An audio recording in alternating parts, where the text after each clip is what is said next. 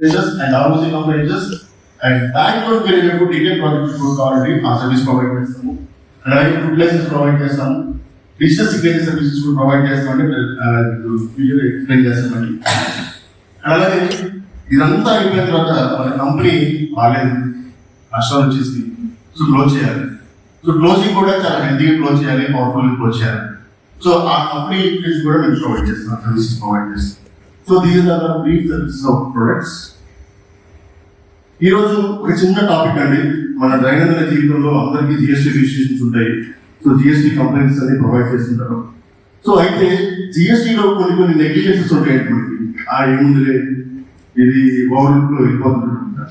So అలాంటి కనుక overlook లో వెళ్ళిపోయి కొన్ని ఇంటెన్షనల్ గా చేసినా కానీ లేకపోతే అన్ఇంటెన్షనల్ గా చేసినా కానీ కొన్ని మిస్టేక్స్ ఉంటాయి. సో ఆ మిస్టేక్స్ కి మనం ఎలా పెనాల్టీస్ లెవీ అవుతాయి ఫ్రమ్ జిఎస్టీ డిపార్ట్మెంట్ అనేది చూసుకున్నాం. అంటే ఏమేమి మిస్టేక్స్ ఏమి అనేది చెప్తాను. Supplies any goods or services without issue of any invoice or issues an incorrect invoice. Invoice issue చేయకుండానే goods సేల్ చేయడం, సర్వీస్ ప్రొవైడ్ చేస్తాం. సో అలా చేయకూడదు. మీరు ఏదైనా గూడ్స్ ప్రొవైడ్ చేసినా సర్వీసెస్ ప్రొవైడ్ చేసినా you have to give a valid invoice. And issues and invoice without supply of goods. Goods supply చేయకుండా సర్వీసెస్ ప్రొవైడ్ చేయకుండానే ఇన్వాయిస్ ప్రొవైడ్ చేస్తారు. Bogus supplies, bogus services. So అలాంటివి చేయకూడదు. అలాగే issues any invoice are document by using the registration number of another taxable persons. మన friends చాలా మంది registration చేసుకుని ఉంటారు, కానీ మనకి రిజిస్ట్రేషన్ ఉండదు. జిఎస్టీ రిజిస్ట్రేషన్ ఏం చేస్తామంటే ఫర్ ద టెంపరీ సైట్ వాళ్ళ జిఎస్టీ రిజిస్ట్రేషన్ మీద మనం సర్వీసెస్ ప్రొవైడ్ చేస్తాం. అలా చేయకూడదు. ఇవన్నీ ప్రూవ్ అయితే చేయకూడదు. అలాగే takes or replaces input tax rate without actual receipt of goods. మనం ఏం పర్చేస్ చేయకుండానే మన గూడ్స్ కొన్నట్టుగా మన బుక్స్ అకౌంట్ రాసుకొని ఇన్పుట్ ట్యాక్స్ పే చేయడం అనేది కరెక్ట్ కాదు. అలాగే fraudulently obtains refund of tax.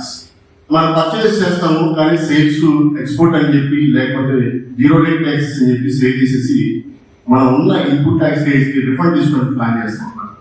So అలాంటివి కూడా చేయకూడదు. అలాగే జిఎస్టీ రిజిస్ట్రేషన్ యాక్చువల్గా వాళ్ళకి మన ఏపీలో అయితే కనుక సర్వీసెస్ ప్రొవైడ్ చేస్తే ఎక్స్క్లూజివ్గా 20 lakhs టర్న్ ఓవర్ కనుక ఎక్కువైతే కనుక వాళ్ళు జిఎస్టీ రిజిస్ట్రేషన్ చేసుకోవాలి.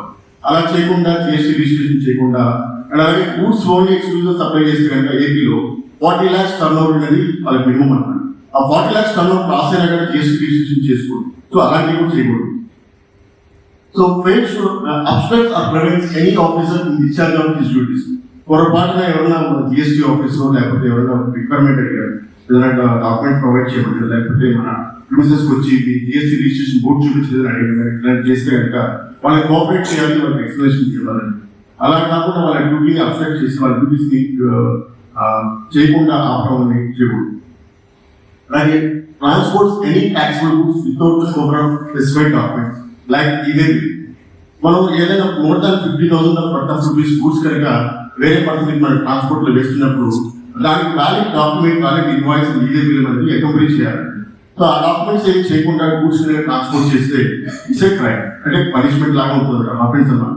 సో ఇవన్నీ చేస్తే ఇలా ఉన్నాయండి. సపరేట్ మన టర్న్ సప్రెస్ చేయడం కానీ లేకపోతే బుక్స్ ఆఫ్ అకౌంట్స్ మెయింటైన్ చేయకపోవడం కానీ జిఎస్టీ రికార్డ్స్ కాబట్టి కొన్ని పెనాల్టీస్ ఉన్నాయి. ఏంటంటే పెనాల్టీ 100% ఆఫ్ ట్యాక్స్ అవాయిడ్ చేసింది కానీ లేదన్నా 10,000 చెవరీస్ హయ్యర్.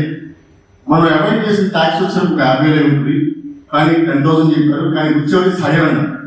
సో ఎంత ట్యాక్స్ అవాయిడ్ చేస్తే అంత మనం పెనాల్టీ పే చేయాల్సి వస్తుంది. So this is the punishment and penalty for the GST department. So ఇది ఒకటే మనకి నేను చెప్పాను. అండ్ అలాగే దీంతో పాటు మేము డిజిటల్ సిగ్నేచర్ సర్వీసెస్ ప్రొవైడ్ చేస్తామండి.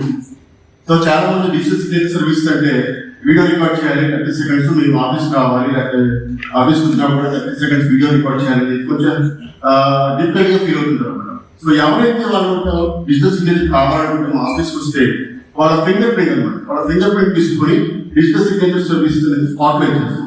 With span of 2 to 3 minutes, అందుకని ఎక్కువ పడుతుంది, ఎక్కువ రాగానే సో స్పాట్ లో ప్రొవైడ్ చేస్తాము. డిజిటల్ సిగ్నేచర్ అంటే ఎలా ఉంటుంది అంటే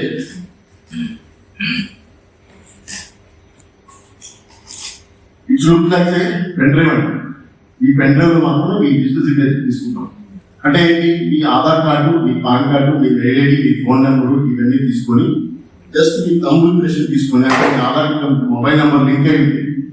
సో ఈ సర్వీస్ ప్రొవైడ్ చేయగలం ఈజీగా తీసుకొని ఈ డిజిటల్ సిగ్నేచర్ సర్వీస్ ప్రొవైడ్ చేయగలం. అండ్ అలాగే చాలా మంది డిజిటల్ సిగ్నేచర్ ఎక్కడ యూజ్ అవుతుంది అంటే జిఎస్టీ రిటర్న్స్ ఫైల్ చేసేటప్పుడు కానీ, ఇన్కమ్ ట్యాక్స్ రిటర్న్స్ ఫైల్ చేసేటప్పుడు కానీ, అండ్ అలాగే కొంతమంది టెండర్స్ వెళ్తారండి, గవర్నమెంట్ టెండర్స్, వాళ్ళకి స్పెసిఫిక్ గా ఎన్క్రిప్షన్ ఎనేబుల్డ్ అని చెప్పి సిగ్నేచర్స్ కూడా కావాల్సి వస్తుంది. సో అలాంటివి కూడా మన దగ్గర అవైలబిలిటీ ఉంటాయండి. So these are our services provide. Thank you.